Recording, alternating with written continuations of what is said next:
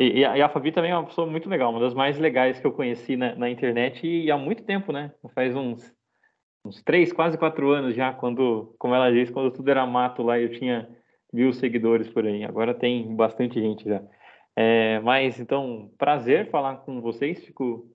Fiquei muito feliz pelo convite. Infelizmente, não deu para ir presencialmente, mas a gente deu um jeito aqui, né, Fabi, de se falar online. E eu sou o Lucas Pontes, eu sou formado em psicologia, eu sou pós-graduando em análise do comportamento, voltada para o autismo, e eu tenho 25 anos. Com 20 anos eu recebi o diagnóstico de autismo, depois de muita luta, muitas questões aí que eu tive que enfrentar até chegar ao diagnóstico. Posso contar um pouco para vocês como que foi essa trajetória. E ainda as respostas não eram tão bem explicadas assim apenas com o autismo, né? Apesar disso já ter me trazido um alívio grande. E depois, com 24 anos, eu fui identificado com HSD, que é altas habilidades e superdotação. E aí sim as coisas começaram a fazer mais sentido ainda para mim, né? E eu fui chamado para falar com vocês sobre capacitismo, sobre inclusão, sobre as diferenças que existem dentro do espectro autista. E acho que eu tenho bastante privilégio assim na minha vida de vivenciar uma condição e de trabalhar com isso também, né? Então, desde que eu entrei na faculdade, eu comecei a fazer estágio como acompanhante terapêutico de um garotinho autista, que inclusive está fazendo aniversário hoje de 14 anos, e é muito estranho porque ele é mais alto do que eu já hoje, e o que não é muito difícil também. A Fabi deve saber bem como é essa questão também, né, Fabi? É, e e aí eu tive essa experiência com ele numa escola pública, depois eu fui ser acompanhante de outro garotinho também autista numa escola aí particular. As coisas mudam um pouco, né? Mas as dificuldades nem tanto. É... E aí depois eu comecei a fazer estágio como psicoterapeuta mesmo, no último ano da faculdade, atendendo pessoas autistas na clínica, conduzindo alguns grupos terapêuticos também com adolescentes, jovens e adultos autistas. E aí como encontrei de vez, e é o que eu faço hoje, depois de formado, é a área que eu tenho atuado mais, tanto na clínica aqui da minha cidade, quanto alguns atendimentos online que eu faço pelo IBAC, que é de Brasília. É...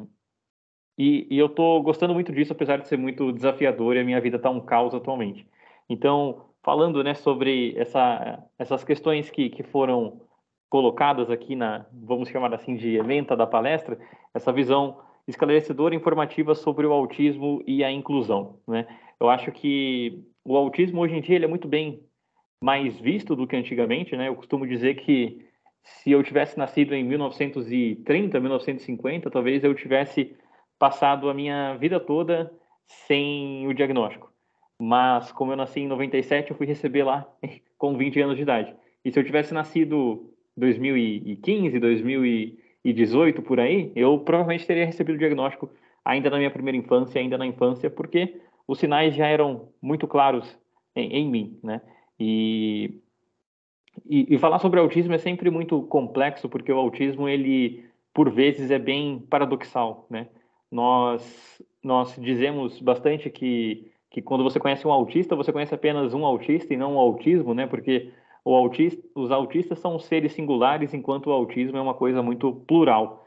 Então, vocês podem conhecer outro autista e que vai vir aqui fazer uma palestra, ou vocês conhecerem já uma pessoa autista, você ser uma pessoa autista e ser extremamente diferente de mim, né? A única coisa que nós teremos como semelhança são aquilo que nós chamamos de pilares ali do autismo, né? Esses que são os critérios diagnósticos, que é o que é necessário para que a pessoa tenha o diagnóstico, que são essas diferenças que por muitas vezes são chamadas apenas de dificuldades, tanto na comunicação quanto na interação, né? Que nós chamamos de comunicação social, e também os interesses restritos. No meu caso, como a Fabi disse, eu tenho alguns hiperfocos, boa parte dos autistas tem esses hiperfocos, e nos meus eles variam muito, né? Desde da minha infância, assim, então, eu já tive hiperfoco em desenho realista, que daí era também parte ali das altas habilidades, superdotação, que eu acabava me saindo muito bem nessas áreas artísticas, assim, de linguagem, então, na escrita, redação, enfim. E esse foi um dos meus hiperfocos por um tempo, depois passou a ser o violão, E aí depois passou a ser coisas bem aleatórias, tipo estádios de futebol da Inglaterra, aquele papel EVA, né? E meu quarto era inteirinho decorado com papel EVA, inclusive ficou bem feio agora que eu tirei tudo, ficou super marcado, eu preciso pintar o meu quarto. É... E depois esse hiperfoco, de certa forma, foi num perfil do Instagram. E como eu costumo dizer, esses hiperfocos é tão intenso assim para mim, eu vivo tanto aquilo, que algumas das coisas acabam dando certo. Então, no violão, por exemplo, eu fiquei tão hiperfocado na música, no violão, em aprender a tocar violão, que anos depois eu já era professor de violão. E eu estava ensinando alguns jovens a tocar violão, mas não era o que eu curtia. E dar aula, né? Eu gostava mais de tocar para mim mesmo. E aí depois com o perfil do Instagram também as coisas vão crescendo, o hiperfoco vai aumentando de intensidade, né, se assim podemos dizer, e os interesses restritos também, além do hiperfoco, eles podem ser percebidos de outras formas, né? Então essa certa rigidez na rotina, que é uma coisa que eu sempre tive, que as pessoas que eu atendo também, a gente zela muito por previsibilidade, né? Então eu odeio surpresas, eu odeio essas coisas de alardes, assim, de ser surpreendido de alguma forma. Então, querer estar sempre, de certa forma, no controle, pelo menos daquilo que é possível de estar no controle, né, para evitar mudanças na rotina, as pequenas mudanças. Você ter alguns rituais durante o dia também é muito comum para pessoas autistas. Então, eu tenho sempre o lugar da mesa que eu como sempre com aquele mesmo talher. Eu faço as coisas numa ordem geralmente sempre igual. E quando essa ordem ela é quebrada por uma coisa que eu não estou esperando, é sempre muito difícil e eu tendo a reagir mal a isso, né? No sentido de não saber, não ter uma reação ou então de acabar tendo uma crise, né? E, e a rigidez cognitiva, né? Que é essa questão assim, essa dificuldade né, nessa quebra da rotina, nessa dificuldade de lidar com variações, foi muitas das foi parte essencial das dificuldades que eu tinha na infância. Né? Então eu tinha muitas crises na escola porque eu não conseguia sempre seguir as regras ali ou porque os meus colegas de sala não seguiam as regras da professora e aquilo me deixava muito mal e aí eu gritava, eu chorava, tinha aquelas crises explosivas, né? Que hoje eu entendo que são os meltdowns, aquela crise maior, assim.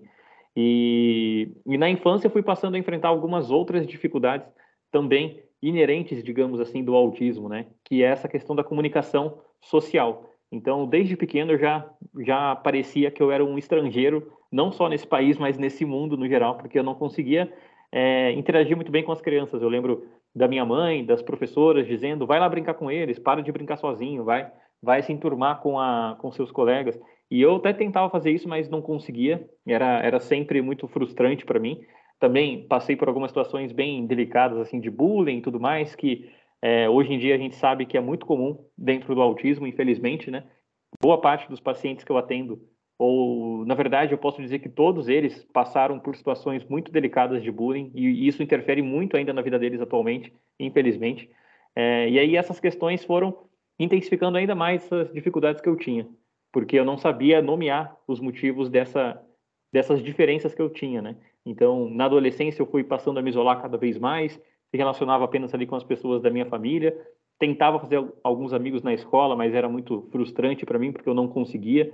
E isso se estende até hoje, né? Essa dificuldade na comunicação, essas diferenças existem até hoje, só que com a diferença que eu sei lidar melhor e que eu sei dar um nome para isso. Então eu já não acho que tem alguma coisa de errado comigo. E sim, eu sei que é parte do autismo e eu tento lidar com isso da melhor forma possível, sendo que nem sempre é algo que eu tenho que fazer, mas sim algo que as pessoas devem fazer por mim também, que é compreender que eu tenho uma forma diferente de funcionamento, compreender que eu tenho uma maneira diferente, às vezes, de socializar. Então, quando eu estou conversando aqui com vocês através de uma câmera, né, numa palestra, as minhas dificuldades na interação não ficam tão evidentes, porque aqui eu estou num ambiente, de certa forma, controlado, falando sobre algo do meu hiperfoco, que é falar do autismo, que é falar da psicologia, enfim, da inclusão, e essas dificuldades não ficam tão evidentes. Mas quando eu entro num Uber, por exemplo, é sempre muito difícil, porque aí eles puxam aqueles assuntos que não levam a lugar nenhum, né? De será que vai chover hoje? Você viu como o tempo esfriou? Essas coisas que eu nunca sei muito bem como responder, né? Eu até brinco falando que todo Uber é um meteorologista frustrado, porque eles adoram falar de meteorologia. É, então, né, eu estou falando várias coisas aqui de uma forma bem confusa até, mas para dizer para falar dessas características do autismo e dizer que elas se expressam de maneira diferente em cada autista, né? E elas vão se expressar tanto de formas diferentes, também, de certa forma, numa intensidade diferente. E é por isso que nós temos essa diferenciação dos níveis de suporte, né? Eu, por exemplo, me encaixo melhor naquilo que é entendido como nível 1 de suporte.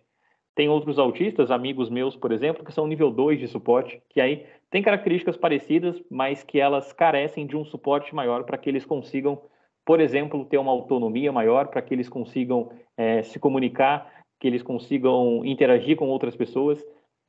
E aí temos também o nível 3 de suporte, que é vulgarmente chamado, né, podemos dizer assim, de autista severo, e que são aquelas pessoas que também têm características semelhantes, muitas delas não se comunicam através da fala e que carecem de um suporte maior. E aí, essas questões de comunicação, que vai desde essa dificuldade de falar sobre trivialidades, de lidar melhor com improvisos, né? Então, por exemplo, eu vou na padaria, eu compro sempre o mesmo salgado. Se não tem aquele salgado, eu ainda travo na frente da atendente. E aí vem aquelas senhorinhas na fila logo às 6 da tarde, assim, falando: Meu Deus, vai logo, eu quero, meu pão vai esfriar. E aí eu não sei o que eu faço, e é aquela coisa caótica, assim. Então é sempre muito difícil. Até autistas que sequer se comunicam através da fala, né? E que vão precisar aí de meios alternativos, seja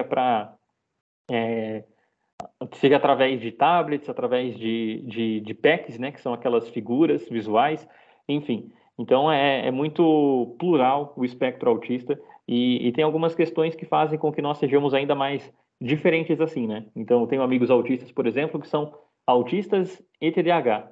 Eu, por exemplo, sou um autista com HSD. Então, essas questões fazem com que nós tenhamos uma diferença ainda maior, né? Porque essas neurodivergências combinadas elas são complexas de entender e elas interferem bastante, impactam diretamente no nosso funcionamento também, né? E temos autistas também que têm outras comorbidades aí sim, né, de deficiência intelectual e outras questões.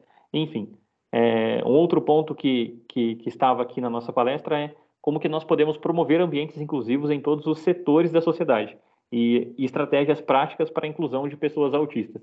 E aí, falando mais de inclusão, eu acho que nós podemos diferenciar em alguns pontos, assim, né? Porque nós podemos falar, por exemplo, da inclusão da estrutura física dos locais, não pensando apenas nos autistas, mas também em pessoas que têm uma deficiência física, seja desde rampa, de acessibilidade, de questões sensoriais também, por que não, né? Então, tem alguns locais que eu não consigo frequentar por conta das luzes, né? Eu tenho algumas luzes que são muito aversivas para mim sensorialmente, aquilo me sobrecarrega muito, então eu evito.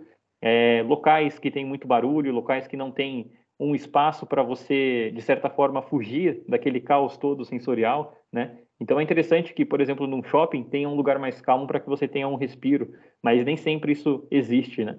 Então, existe essa inclusão do espaço físico e tem uma outra também que nós podemos e devemos falar, que é a inclusão atitudinal das pessoas, né?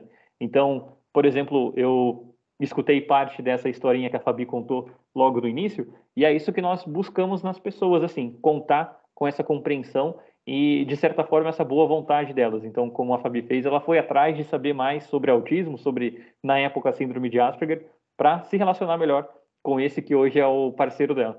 E muitas vezes as pessoas não fazem isso. Elas apenas sabem que você é uma pessoa autista e aí elas vão julgar se você é realmente autista ou não, com base no achismo dela, ou então vão ser indiferentes com isso, né? Ou vão te resumir a isso também. Então, contar com essa inclusão atitudinal é muito importante, porque não basta você ter uma rampa, um lugar acessível, se as pessoas naquele ambiente não fazem nada para que você seja devidamente incluído, né? E eu passei por algumas situações bem delicadas, assim, na escola, na faculdade também, né? Mesmo fazendo curso de psicologia, foi difícil contar, assim, com a colaboração dos meus colegas de turma, que acabavam tendo comportamentos bem capacitistas, assim. Então, nos primeiros anos, eu, por exemplo, tinha muita dificuldade de me comunicar até com os professores, né? Eu estava ali logo depois do diagnóstico, eu estava começando a terapia e tudo mais, a terapia mais focada mesmo para o que eu realmente precisava. E aí eu lembro que quando eu falava algumas coisas na sala, eles tratavam eu como se fosse uma criancinha. Uau, Lucas, parabéns, você falou, sabe? Não era prestando atenção no que eu falava, mas sim no fato de eu ter falado e diminuindo como se tudo que eu fizesse fosse uma superação. E isso me incomodava muito, assim, né? E é uma coisa muito comum que as pessoas autistas têm que passar. É, e essa inclusão nos ambientes como esse que nós estamos aqui, né, discutindo, nas faculdades, nas escolas, é muito difícil, né? E nós vemos isso através das estatísticas. Então, os dados que eu estava vendo para uma aula, para um mini curso que eu fiz sobre autismo na adolescência e fase adulta, os índices de evasão na faculdade são gritantes, assim, é muito alto. É difícil você entrar e é ainda mais difícil você se manter numa faculdade, e o mesmo vale para o mercado de trabalho, né?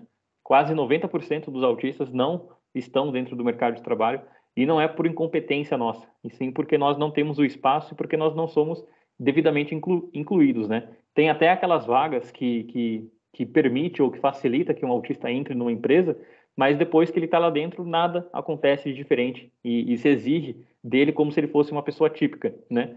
E não potencializa ali aquilo que ele pode levar de bom para a empresa, mas sim querendo que ele se comporte como uma pessoa que não é autista, e isso é muito cruel, e isso faz com que essas pessoas não consigam se manter no emprego. E isso para mim é muito frustrante, né? Porque eu atendo pessoas nessa faixa etária, ali desde os 14 até os 30 anos, e seja na escola, no ensino médio, na faculdade ou no mercado de trabalho, é muito frustrante porque por vezes não basta as pessoas fazerem tudo o que elas podem, não basta elas terem uma forma melhor de lidar com as questões sensoriais, uma forma melhor de lidar com esse capacitismo das pessoas, né? Porque infelizmente é uma coisa que a gente tem que preparar, porque é muito desgastante, né? Nós geralmente nos cansamos mais rápido e precisamos de um tempo maior de descanso, e o sistema que nós vivemos hoje não nos permite isso, né? Ou você está no meio desse caos todo e faz as coisas como qualquer outra pessoa nessa competição interminável que nós temos na sociedade, ou você é descartado dela, né? E aí, para falar dessa inclusão, é interessante a gente pensar que nós estamos numa fase, né, que diferente do século passado, dos séculos passados, por exemplo, a segregação já não é tão bem vista. Então, aquela questão que antes era vista até como moral, né, das pessoas serem segregadas e isoladas dentro de manicômios, hospitais psiquiátricos, escolas, enfim, hoje em dia isso já boa parte da sociedade vê com maus olhos, né, graças a muita luta, muito ativismo, etc. E só que hoje em dia nós estamos nesse ponto que já não é mais tão tolerável segregar, mas ainda é tolerável você fazer com que a pessoa tente se adaptar de forma unilateral, né? Então, ok, eu tenho uma pessoa autista aqui, eu não posso mais colocar ele dentro de um manicômio, mas então eu vou fazer, já que ele está aqui fora vivendo em sociedade conosco, que ele viva como se ele fosse uma pessoa típica, porque aí sim ele vai ser aceito, aí sim ele vai usufruir dos benefícios que nós podemos dar, né? Seja de um salário digno, de uma posição mais confortável no emprego ou na faculdade, enfim. Então, nós ainda enfrentamos essa falta de inclusão das pessoas falarem que estão nos incluindo, mas na verdade elas não abrirem espaço para que nós sejamos como nós realmente somos, né? Então é muito muito difícil lidar com essas questões assim que a sociedade nos traz, né? É cansativo, é muito desgastante, e acho que isso parte muito mais dessa inclusão atitudinal que eu havia falado. E um outro ponto era esse combate ao capacitismo, né, que nós estamos falando, de ilustrar o impacto negativo do capacitismo na vida das pessoas autistas. E é muito isso, né? É as pessoas sempre presumirem incompetência ao invés de presumirem competência. Então, por diversas vezes, eu estava com a minha irmã, por exemplo, na escola que a minha irmã trabalha, e as pessoas sabiam que eu era uma pessoa autista, e eu não tenho tanta dificuldade na fala, né? Eu não tenho, na verdade, nenhuma dificuldade na fala. Eu tenho algumas dificuldades na comunicação, mas eu sei falar, eu sei responder quando uma pessoa me pergunta alguma coisa básica ali e tudo mais. E aí, sempre que alguém ia falar comigo e a minha irmã estava do lado, as pessoas se dirigiam à minha irmã. Então, teve vezes assim das pessoas falarem: Ah, fala pro seu irmão que eu gostei muito do conteúdo dele, etc, etc. E eu estava ali do lado dela. Então, essas questões assim das pessoas sempre presumirem competência, né? Tenho amigas que se comunicam através da comunicação aumentativa e alternativa, ou seja, elas não costumam usar a fala para se comunicar, e as pessoas logo acham que elas não têm competência para nada, né? E é sempre muito difícil isso, e é muito frustrante, porque são pessoas incríveis e que têm muito a agregar para a sociedade, né? E pessoas brilhantes nas áreas de hiperfoco delas e tantas outras questões que elas têm muita competência para exercer, mas que são resumidas ao autismo de uma forma muito estereotipada e restrita, né? Então, o capacitismo é muito limitante na vida de uma pessoa com deficiência, seja ela uma pessoa com deficiência física ou uma pessoa com uma deficiência que nós podemos chamar de invisível, né? Como o autismo. E acho que eu já abordei todos os temas aqui que haviam na listinha, né? Não sei se ficou muito confuso para vocês. Eu tentei fazer um apanhado desde da minha história, das características do autismo, das diferenças que nós temos dentro desse espectro e do quanto que o capacitismo, que a falta de inclusão pode nos afetar, né? Mas eu acho legal agora a gente abrir para uma conversa aí mais franca. Então, seja a Fabi ou qualquer outra pessoa, se quiser perguntar alguma coisa, eu vou buscar responder da melhor forma possível. Deixa eu abrir meu microfone, minha câmera. Tá tudo um tanto quanto improvisado, mas eu achei que tá divertido, Lucas, dessa forma como estamos fazendo. Então, agradecer, eu já vou abrir para as perguntas, e aí eu vou deixar as pessoas à vontade em que sentido. Nós não temos um microfone. Então, quem quiser fazer pergunta, vem até aqui e senta onde eu estou, ou eu posso reproduzir as perguntas. Mas aí eu queria pontuar, enquanto as pessoas se habilitam a perguntar, mas é muito interessante quando... É que hoje, para mim, é muito claro, porque eu estou dentro desse universo de alguma forma, né? Mas quando você fala, e realmente é uma dor que a gente não consegue descrever, por exemplo, eu preciso perguntar alguma coisa para você, ou nós temos 2 estudantes surdos aqui, que eu estou muito feliz que eles estão presentes. Gosto muito da Thaís e do Cláudio. E às vezes as pessoas têm que perguntar alguma coisa para eles, é meio óbvio, né? Cláudio, você está gostando da palestra? Aí tem que olhar para o Cláudio e perguntar. E às vezes a gente pergunta para o colega, quando eu falo a gente, que eu acho que o capacitismo, quando a gente não entende bem o que é, a gente quer ajudar as pessoas, mas por excesso de cuidado, a gente comete esses crimes de perguntar, por exemplo, perguntaram para sua irmã, enfim, então achei muito legal. Deixa eu só ver se alguém quer fazer alguma pergunta, inclusive o Cláudio e a Thaís, caso queiram se comunicar. O Andrews tem uma pergunta, nosso intérprete de Libras, ele virá até aqui para perguntar, porque eu estou sem microfone, tá? Aí eu preciso dizer que o Paçoquinha, que é o cachorrinho, ele está deitado aqui assistindo sua palestra, Lucas. Ah, que honra para mim. Eu já vi bastante fotos do Paçoca. Olá, Lucas, tudo bem? Olá, prazer. Prazer. Bom, eu trabalho na área da surdez, né, como intérprete de Libras. Eu queria te fazer uma pergunta em relação a como pessoas com autismo elas recebem esse diagnóstico, como que vocês recebem isso pela parte médica, né? Porque no caso, por exemplo, da surdez, vou falar como experiência minha de trabalho. Geralmente a família recebe com a criança pequena, né? Então a surdez é algo diferente do, como você falou, que você teve tardiamente o diagnóstico, mas a surdez ela já chega rápido o diagnóstico, só que o tratamento clínico sempre, pelo menos na área da surdez, é focado em corrigir para que essa pessoa seja introduzida na sociedade com um método oralista, né? Então, o foco não é a Libras, o foco não é, a característica dessa pessoa e como adaptá-la na sociedade.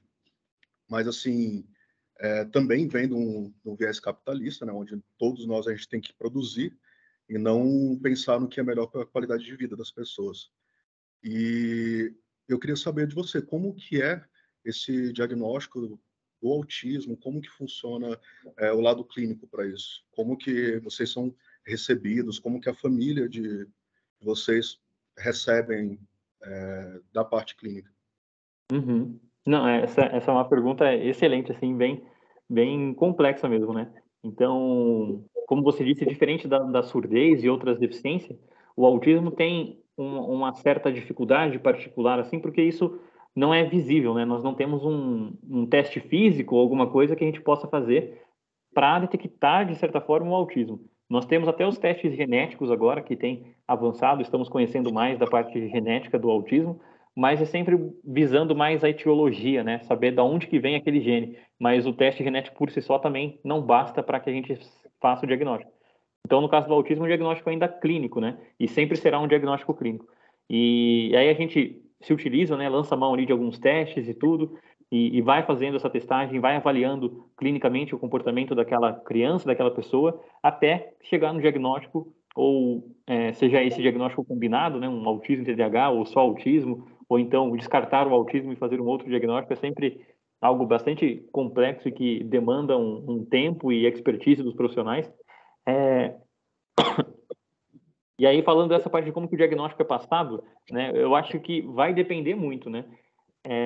Eu vejo que o autismo ainda hoje ele é um solo muito fértil, né, para essas práticas sem evidências, para essas pseudociências, muito por culpa dos profissionais também, que de certa forma não atuam com essas práticas pseudocientíficas.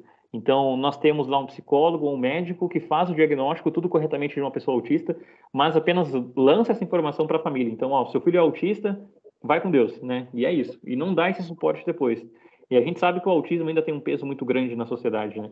Então, uma mãe recebe o diagnóstico de autismo do filho, ela tende a ficar muito desesperada e achar que aquilo vai acabar com a vida do filho dela e vai buscar por coisas que ajudem. E aí ela vai ser mais vulnerável a essas questões de práticas sem evidências que dizem que vão curar o autismo, ou que vão ter um tratamento milagroso, que o filho vai sair do espectro, etc, etc, né? Então, tem esse cuidado de falar sobre o diagnóstico, de preparar a família, de preparar a própria pessoa, né? Porque é uma informação que vai impactar diretamente na vida dela. No meu caso, foi um alívio tão grande para mim receber essa resposta e a minha família percebeu que eu comecei a melhorar muito depois do diagnóstico, que eles entenderam que aquilo era muito benéfico para mim. Então não tinha por que eles ficarem lastimando o fato de eu ter recebido o diagnóstico, né?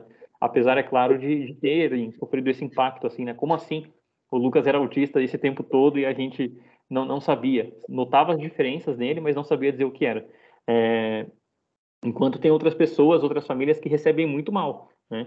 Então, recentemente, né, não posso dar tantos detalhes, mas eu posso falar de como isso se expressa assim na realidade, né, na atualidade ali da clínica, e tem famílias que recebem o diagnóstico de autismo e elas não aceitam, elas não querem o diagnóstico, e aí vão atrás de outro médico.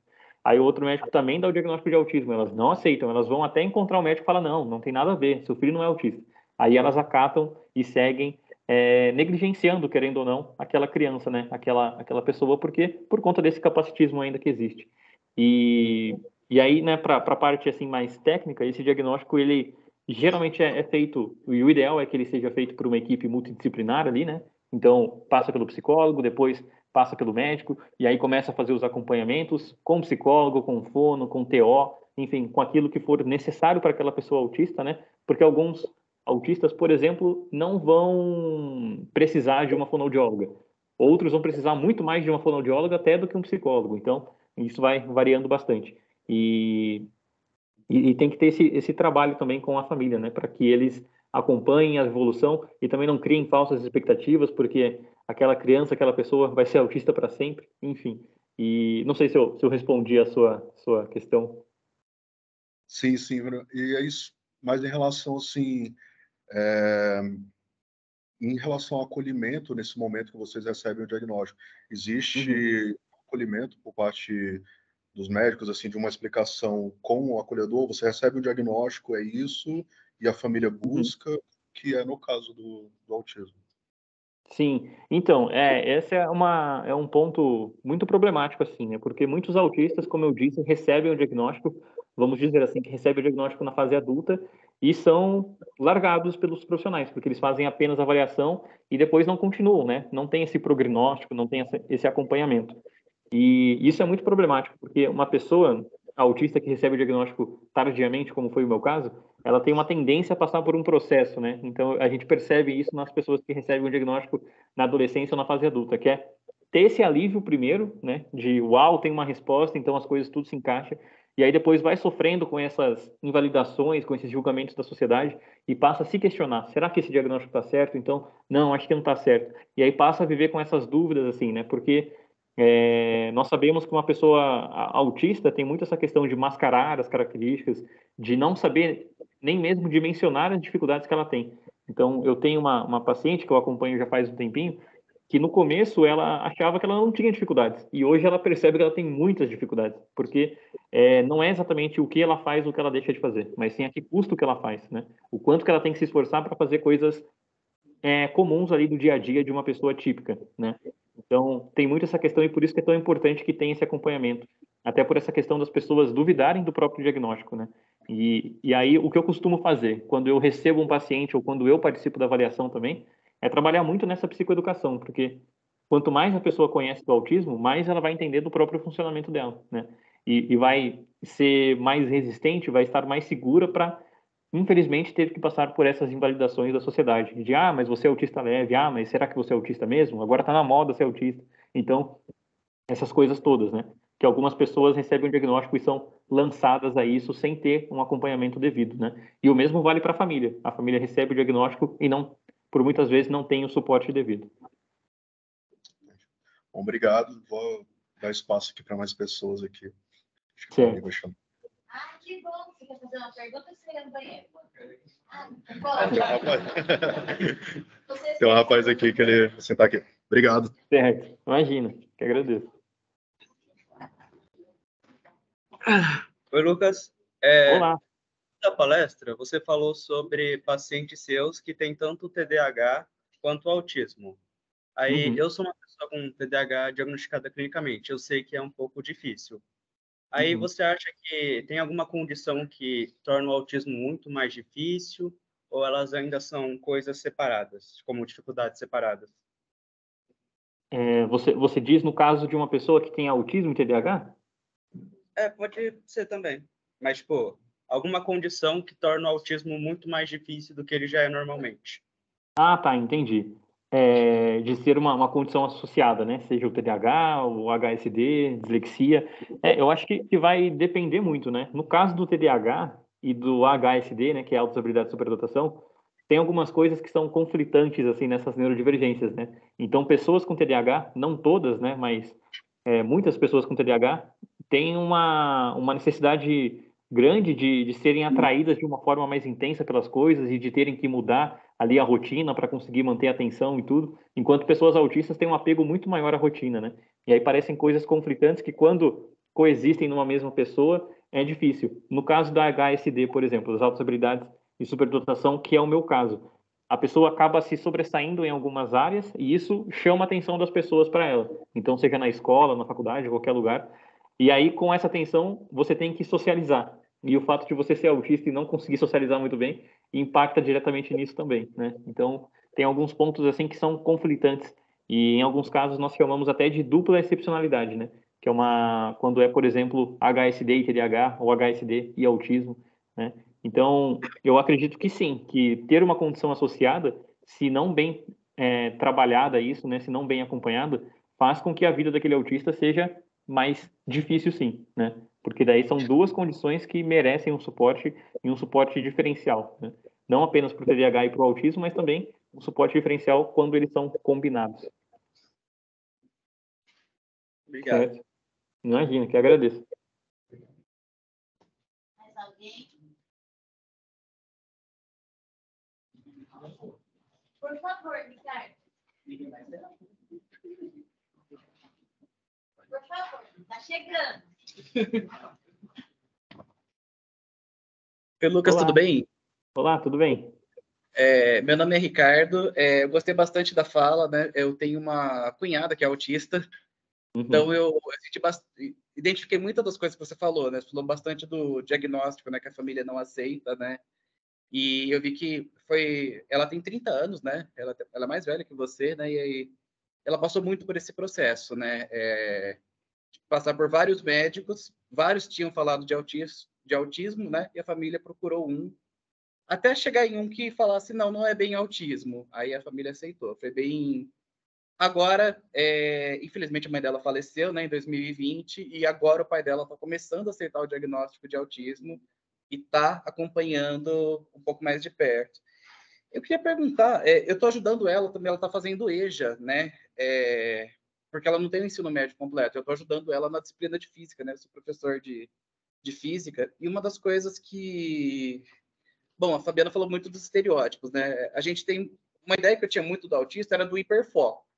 A pessoa vai ficar muito focada em um determinado tema.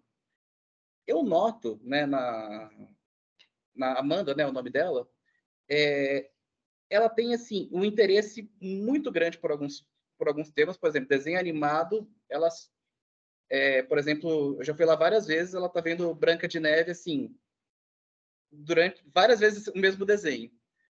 Só que ela tem uma dificuldade, eu nunca vi ela assistir assim do começo ao fim. Ela assiste 10 minutos, vai fazer outra coisa, depois volta. Eu queria entender um pouco como que é essa questão do foco para os autistas. E também dificulta nas aulas, né? Porque a aula não pode ser muito longa, sim, porque ela se cansa. Tem que ser uma aula de 30 minutos no máximo. Sim. É por isso que E aí existem várias possibilidades, né? Como a gente estava falando agora há pouco, essa é muito uma questão típica do TDAH também, né? E a gente tem que ver se tem alguma questão combinada com o autismo, mas tem muitos autistas que realmente têm essa dificuldade de manter a atenção em alguma coisa, mesmo quando se trata de hiperfoco, né? Então, tem algumas crianças que eu já tive a oportunidade de acompanhar que viam sempre o mesmo episódio, mas não era o episódio completo, era uma cena específica daquele episódio. E aí, assistir com eles era até meio difícil, assim, porque a gente ficava interessado em saber o que ia acontecer no final, mas ele estava pouco se lixando no final. Ele queria ver aquela cena no meio do episódio que o personagem falava tal coisa. Então, tem muito isso também, né? De você... Esse que nós chamamos de STEAM, né? Que é essa regulação. Então, essa regulação ela pode ser desde você balançar o tronco, balançar as mãos, ou também você ver alguma coisa, escutar alguma coisa. Então, tem alguns autistas que se utilizam disso, né? Vê uma parte, vê um trecho e aquilo regula ele sensorialmente, emocionalmente, porque faz bem, porque ele gosta dessa repetição. Então, tem várias possibilidades e que interferem diretamente nessa questão do foco, né? Que numa aula pode acabar complicando as coisas mesmo. E aí, o que nós tentamos sempre fazer é trazer, então, no caso da Amanda, né? Você disse que ela tem esse hiperfoco mais voltado para os desenhos e tudo mais, mesmo que eles sejam bem esporádicos, assim, né? Que ela não fique tanto tempo num desenho só. Trazer, por exemplo, uma aula de física, parte desse hiperfoco dela e tentar integrar ali de alguma forma para que ela tenha um interesse maior naquilo, né? A gente faz isso desde criança até adultos, adolescentes, de fazer com que esse hiperfoco auxilie nesse foco, né? Então, a pessoa não tem o mínimo interesse em matemática, mas ela gosta muito de uma série televisiva. Então, a gente pega aquela série, pega aqueles personagens e coloca isso dentro dessa questão que ela não gosta. Vai se tornar mais atrativo, né? Enfim, esse tipo de coisa que acaba auxiliando no foco. Mas a sua pergunta, a resposta é um grande depende também, né? Porque tem várias possibilidades para a gente entender essa questão da atenção, do foco no autismo também. Tá, joia. Obrigado. Imagina. Por favor. Você vai pintar, eu te ajudo. Espera um minuto, Lucas. Sem pressa.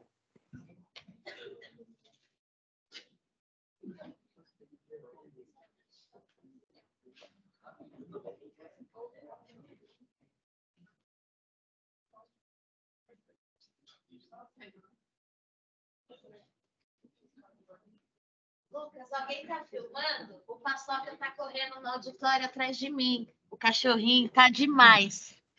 Eu tô vendo ele agora, eu vi ele passando ali. Então, a Liriel é uma estudante. Ela fez uma pergunta que vai de encontro ao que eu também ia te perguntar. Então, eu vou te fazer duas perguntas, tá bom? E você responda na ordem que você achar mais coerente. A primeira é que você está falando muito do AHSD. Não sei se falei a sigla corretamente. E para muitos aqui, as pessoas não conhecem por esta sigla. Se você poderia falar um pouco sobre isso, junto com os estigmas. Eu falo isso porque meu companheiro também tem isso. Então, dá todo um outro estigma. E a pergunta da estudante, que também é a minha, como professora, ou se eu tenho colegas da minha turma que são autistas, ou qualquer outra condição, como que minimamente a gente tem que agir? Eu falo isso porque eu vejo muito que as pessoas elas querem ajudar, elas fazem pelo bem, só que elas acabam sendo capacitistas. E daí, no meio do capacitismo, quando uma pessoa tem crise, por exemplo, um autista tem uma determinada crise. E às vezes nós neurotípicos, o que a gente faz automaticamente? A gente tem a péssima mania de abraçar as pessoas. A pessoa está tendo uma crise de ansiedade, às vezes ela nem é autista, mas ela está tendo uma crise de ansiedade, a primeira coisa que as pessoas querem fazer é abraçar. E talvez não seja bem isso. Então, se você poderia nos dar algumas dicas.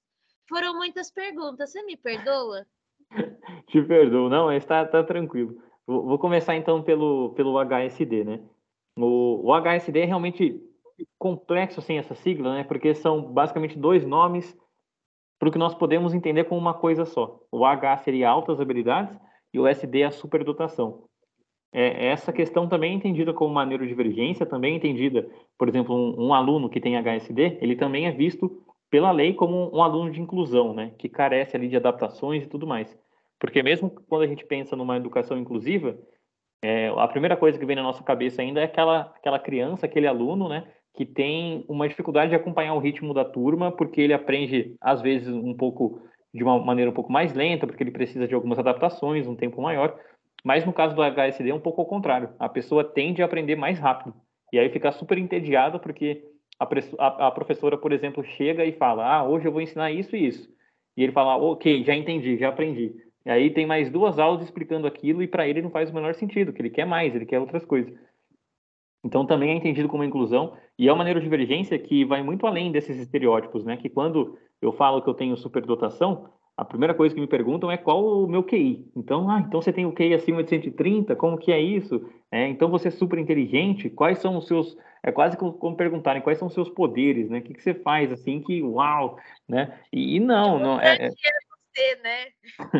Pois é, e essa é uma questão muito culpa da mídia mesmo, né? A gente vê programas tipo aquele do Caldeirão do Huck, não sei, do Luciano Huck, que tem aqueles pequenos gênios, onde as crianças são super, assim, vistas como seres extraterrestres, né? O que acaba sendo feito de uma maneira um tanto quanto problemática, enfim. E é muito além disso, né? Uma pessoa com HSD tem muitas questões emocionais também, tem muito uma relação de hiperempatia, de estímulos mesmo, né? De dificuldades até quase que sensoriais, assim, emocionais. Então, a questão do perfeccionismo também, da ansiedade de desempenho, que por vezes é fomentada pela própria sociedade, pela própria família e professores. Então, hoje, eu entendo que tem questões da HSD que interferem muito mais na minha vida do que do autismo. Eu tenho muito mais uma limitação por conta do meu perfeccionismo, que é completamente doentio em alguns sentidos, do que pelas dificuldades do autismo, né? E aí aquilo que a gente falou de serem coisas conflitantes também, porque a HSD faz com que eu tenha uma facilidade para aprender algumas coisas, faz com que eu tenha um interesse muito grande na aprendizagem e tudo, só que o autismo ao mesmo tempo me traz essas questões de um cansaço às vezes mais rápido, né? De precisar de um tempo maior de descanso. E aí uma coisa que é uma, outra coisa carece de outra. Então é conflitante, enfim. Mas o HSD, a avaliação desse diagnóstico, né? Que nós ainda nem chamamos de diagnóstico, chamamos de identificação apenas, porque não tem ainda no DSM, por exemplo, no CID, também é psicológica, né? Então, geralmente é um neuropsicólogo que vai fazer uma bateria ali de avaliação, e essa avaliação é clínica e também através dos testes. Então, tem sim o teste de inteligência, mas também são avaliadas várias e várias outras coisas para saber se a pessoa realmente se encaixa dentro dessa neurodivergência. E aí, falando agora sobre aquela questão dos professores, né? Eu acho que é muito você entender a particularidade daquele aluno e sempre presumindo competência dele, né? Então, você falou dessa coisa assim que as pessoas querem ajudar, mas acabam sendo capacitista. É claro que a gente entende que a gente vive numa sociedade que tem uma estrutura capacitista e que a gente, até mesmo nós, pessoas com deficiência, vamos em algum momento acabar sendo capacitistas, né? Mas o ideal é que a gente vá buscando melhorias nessa forma, nesse tratamento, na nossa linguagem, que por vezes expressa muito desse nosso preconceito, né? Enfim, e entender quais são as individualidades daquele aluno. Você até citou o exemplo aí do abraço. Tem alunos pessoas autistas que realmente gostam e vão se beneficiar muito de um abraço apertado no momento de crise. E tem outros como eu, que se você for me dar um abraço, eu vou ficar 10 vezes pior, porque tudo que eu não quero naquele momento é contato físico de pessoas com quem eu não tenho tanta intimidade, que eu não tenho tanta segurança assim. E aí eu quero mesmo é ficar sozinho num quarto escuro ou com o menor estímulo possível até me recuperar, né? Então é entender essas particularidades e por vezes entender essas questões, o melhor momento não é esperando a crise acontecer, e sim entendendo antes, né? Então ter essa boa comunicação com a família, comunicação com a própria pessoa, de saber como ela quer ser tratada, de saber em momentos de crise ou em outros momentos, né? O que a gente pode fazer para facilitar isso para ela, sempre de maneira individualizada, né? E aí é claro que a gente precisa conhecer bastante sobre autismo, mas mais importante ainda do que conhecer o autismo é conhecer aquela pessoa autista, né? E o que ela precisa para ser melhor incluída. E é uma questão assim que a gente já não tem mais desculpa, né? Porque na década de 80, 90, era, digamos assim, que minimamente aceitável um professor que conhecia muito pouco de autismo. Hoje em dia eu acho isso muito problemático, porque numa sala de aula dificilmente não terá uma pessoa autista ou com TDAH ou com qualquer outra neurodivergência. Então eu acho muito problemático que professores se formem, que psicólogos se formem sem conhecer o mínimo necessário sobre autismo ou sobre qualquer outra neurodivergência, né? Porque são pessoas que nós vamos nos deparar e que nós precisamos nos deparar. E se às vezes a gente não se depara com elas, é porque nós não estamos fornecendo a possibilidade de que elas ocupem aquele espaço, né? Tem até aquela coisa que costumam dizer sempre: eu não coloco uma rampa na minha loja porque não vem nenhum cadeirante aqui. E as pessoas não pensam que o cadeirante não vai porque não tem nenhuma rampa lá, né? Enfim, aí hoje na palestra, por exemplo, nós temos os intérpretes de Libra, né? E temos 2 alunos surdos, por exemplo, acompanhando a aula. E eles só estão aí porque tem um intérprete de Libras, porque tem essa inclusão para eles, né? Senão, eles não estariam aí e as pessoas parecem ainda não ter essa sensibilidade de sentir falta dessas pessoas que são tão comuns, né? Então, acho que o papel do professor é isso, é lutar contra esse sistema que ainda quer segregar as pessoas e entender as particularidades de cada um. A nossa aluna Thaís, nossa aluna surda, quer fazer uma pergunta. Então, só um minutinho. Tá bom. Ela está com vergonha, ela está com vergonha de aparecer aqui. Mas Você fala.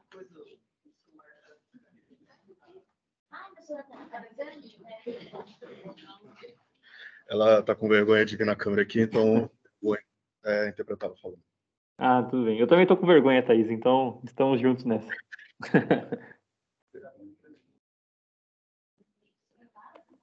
Então, semana passada, eu tive uma experiência no...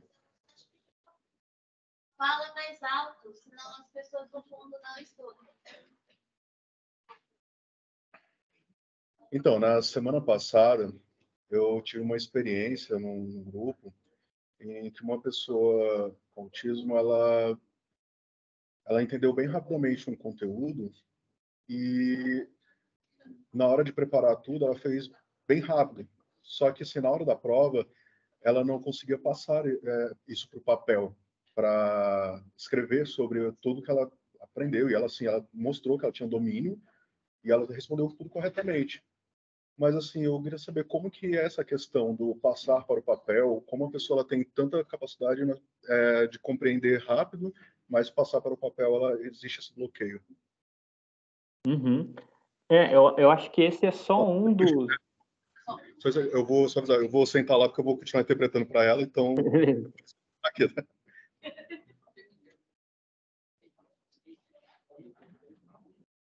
Então, ok agora? Beleza. Então, acho que esse exemplo que a Thaís trouxe é só uma das coisas que acabam acontecendo, né? Eu acompanho alguns pacientes, né? Por exemplo, uma menina de 14, 15 anos, e ela faz tudo que tem no grupo, assim, de trabalho da escola. Só que daí, quando chega na hora de apresentar, ela trava. Ela não consegue falar aquilo que ela aprendeu por conta dessas dificuldades que ela tem na socialização, por conta também do bullying que ela sofreu na escola, né? E aí ela acaba tendo uma nota menor que os outros, sendo que ela fez boa parte daquele trabalho. Então, eu acho que, além da gente entender qual a dificuldade de colocar no papel e de falar, também é pensar em formas diferentes de avaliar esses alunos, né? Porque a gente costuma avaliar todos de uma mesma forma, sendo que alguns vão conseguir expressar o conhecimento de uma forma bem diferente umas do outro, né? Aí, nesse caso que ela falou, de aprender rápido e não conseguiu colocar no papel. Pode ser desde uma insegurança, pode ser porque ele tem essa dificuldade na comunicação, mesmo na escrita, de colocar os pensamentos dele, né? E isso é muito frustrante, porque quanto autista eu também vivencio isso, né? A gente saber alguma coisa, mas não saber expressar esse nosso conhecimento, às vezes não saber expressar o que nós estamos sentindo, e por isso que é tão importante trabalhar isso com outros profissionais, trabalhar isso na terapia também, né? Não sei se eu respondi a Thaís, mas é mais ou menos isso. Por favor, tá vindo mais uma aluna aqui. Deixa eu pegar. Tá. E você vai ver o paçoca agora. Ele tá querendo ir embora. Oi, Vassoura. Oi, tudo bem? Olá, tudo bem? Então, eu tenho um irmão, tipo, na faixa de 16 anos. Uhum. E quando ele era mais novo, ele apresentava, tipo, alguns jeitos, assim, que meu pai falou assim, eu acho que ele é autista. E aí a mãe dele, ele é meu meio-irmão, né? A mãe dele não quis aceitar. Aí ela falou que ele não era, que isso é porque ele tava querendo colocar problema no menino, tipo, sei lá. Aí, depois de muito tempo, tipo, recentemente mesmo, ele foi diagnosticado com autismo. E desde que eu me conheço por gente, todo mundo, quando vê ele, tipo, sabe que ele é uma pessoa diferente, aí costuma tratar ele de uma forma muito, de uma forma má, sabe? Eles fazem chacota dele por ele ser autista.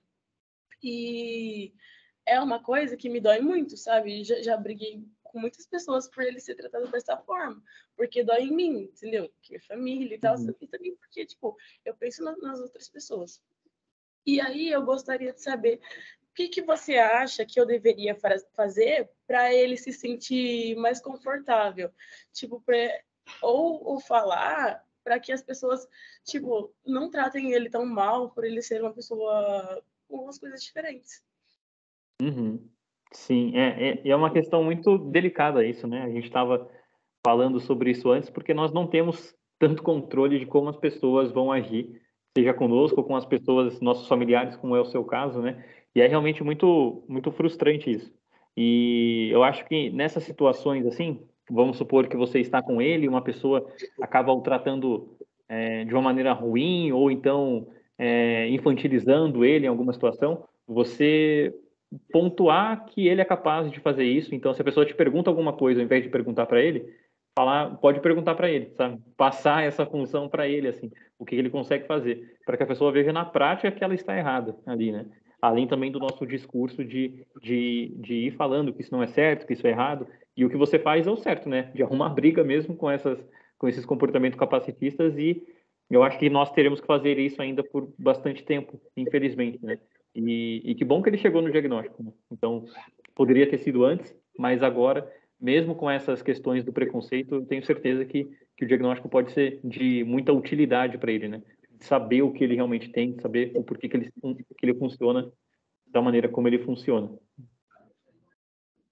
Muito obrigada. Imagina.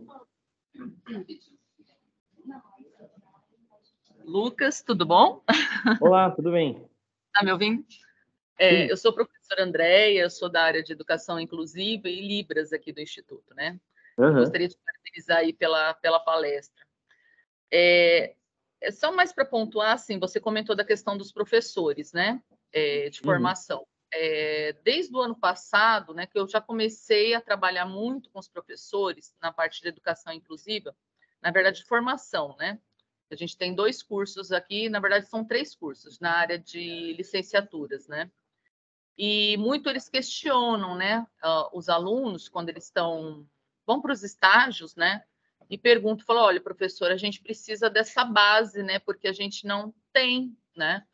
E por mais que a gente fale assim da questão do autismo, né, da educação inclusiva, da questão dos surdos, né, e outras questões que a gente sabe, né, a gente vê que realmente na formação de professores falta, né, muito dessa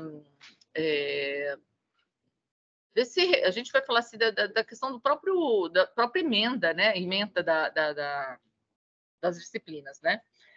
E a gente vê muito isso com relação a essa formação, né?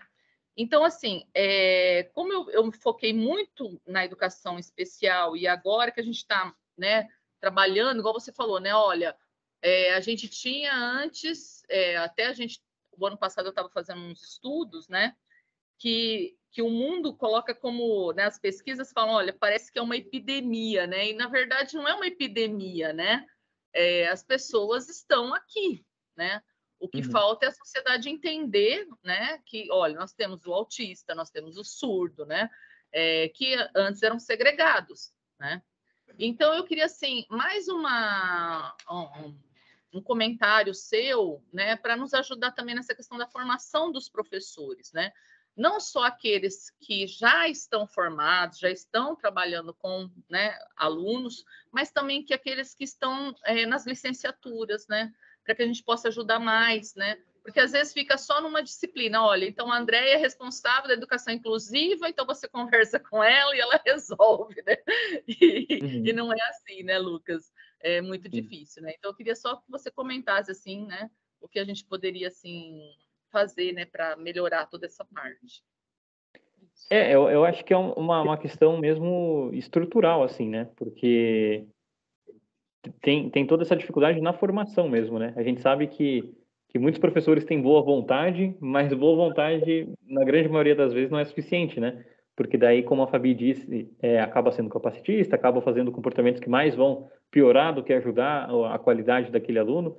Então, é uma questão mesmo estrutural, assim, de entender que essa educação inclusiva, ela precisa ser em todas as áreas, né? E que, quem sabe, no futuro não, a gente não precise diferenciar educação e educação inclusiva, né? Porque uma coisa tem que ser junto com a outra. A educação inclusiva deveria ser um pleonasmo, né? Mas infelizmente ainda não é. Mas por enquanto ainda é de suma importância e necessário que a gente tenha esse tipo de trabalho, né? Como que você faz aí, como que a gente tem feito no ativismo e tudo mais. E as mudanças devem ser feitas mesmo na formação dos professores, né? Porque a gente sabe que professores que têm uma qualificação maior são aqueles que buscam, depois da formação, até mesmo durante a formação, algo extra, né? Seja uma pós-graduação, uma especialização, mas uma pessoa que faz um curso de pedagogia, de psicologia, de qualquer outra, não sai preparado ainda, a gente sabe que na maioria das vezes não sai preparado para atender esse público, né? E que é o público que mais vai carecer da expertise profissional delas. Então, é uma questão muito estrutural mesmo, né?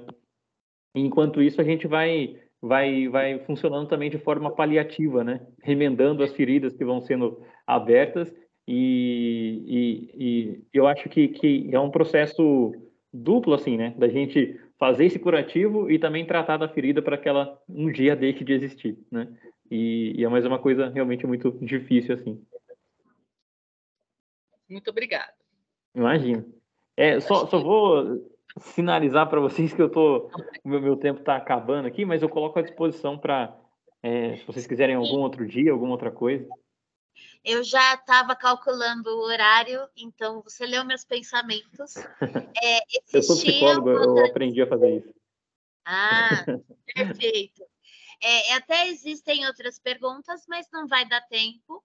Então, eu vou pedir as famosas, vou chamar de considerações finais, mas eu vou jogar nos grupos dos estudantes, o seu Instagram, que acho que muitas perguntas às vezes se respondem pelos seus posts, pedir para que as pessoas te sigam. Então, as considerações finais, porque eu falo demais, né, Lucas? E eu estou imensamente feliz. Hoje é um dos dias mais felizes da minha vida, porque eu dei banho nos 3 cachorros, e eu estou feliz por isso, e porque uma pessoa da qual eu admiro muito, muito, muito, muito, está falando com os estudantes. Então, é isso, eu falo demais, eu estou muito feliz, muito obrigada. Então, suas considerações finais. Não, minhas considerações é só agradecer, poxa, eu fico muito feliz de escutar isso, eu também te admiro muito, né? Eu já te falei isso algumas vezes, que essa admiração é recíproca, né? E a gente espera que tenha mais Fabis aí no mundo, mais pessoas dispostas a fazer a inclusão realmente ser verdadeira, né? Como vocês têm feito aí, então eu só tenho a parabenizar vocês. Obrigado pelas perguntas. Desculpa se eu fui confuso em algumas respostas.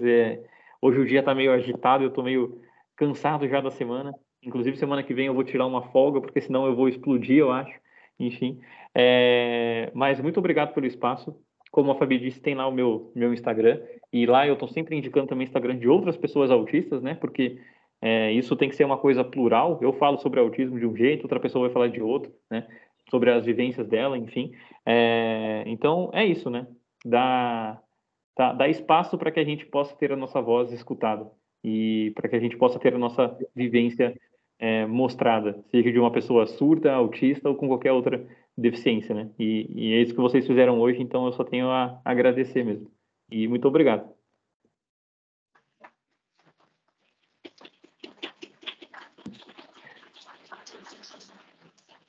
Então, eu vou encerrar por aqui, mas eu me comprometo a passar suas redes sociais, eventualmente tudo muito organizado, se a gente precisar conversar com você de novo, se eu avisar antes, você pode nos ajudar, né?